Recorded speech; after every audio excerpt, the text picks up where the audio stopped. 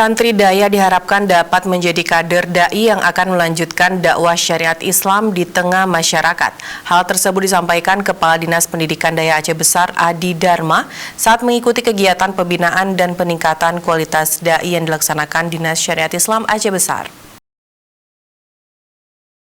Kepala Dinas Pendidikan Daya Aceh Besar Adi Dharma menyebut peran dai sangat penting dalam melanjutkan dakwah menyampaikan syariat Islam kepada masyarakat di tengah berbagai pengaruh teknologi saat ini.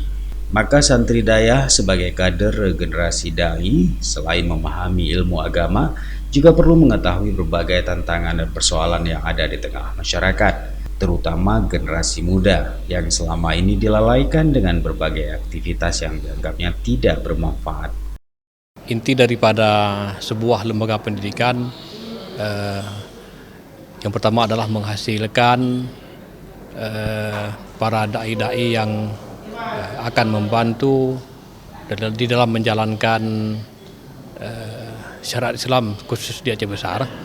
Mungkin penekanannya kepada santri-santri yang ada di daerah hari ini, nantinya mereka bisa membantu peran pemerintah juga hari ini, bahwa pemerintah hari ini sudah mencoba untuk melaksanakan berbagai kegiatan untuk mengembangkan kegiatan-kegiatan syariat Islam, untuk mengembangkan sisi-sisi peribadatan, pengembangan itu. Maka di satu sisi peran santri adalah membantu pemerintah dalam hal ini untuk meningkatkan pelaksanaan syariat Islam.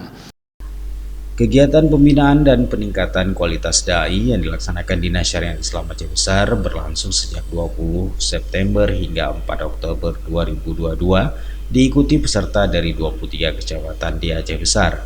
Kegiatan ini menghadirkan pemateri dari berbagai unsur, tokoh ulama daya, MPU, ormas hingga legislatif. Peserta terdiri dari tokoh-tokoh kecamatan, kemudian juga dari ormas, BKPNI, NU, juga ada Rabitah Taliban, kemudian juga ada dari Huda. Ini ormas, ada 5 ormas, ya, kemudian juga dari unsur-unsur tokoh kecamatan. Pemateri terdiri dari Pemda Aceh Besar, juga dari unsur akademisi, kemudian juga dari MPU, juga dari Dewan Dakwah Indonesia. Dari Aceh Besar, Tim Liputan Aceh TV melaporkan.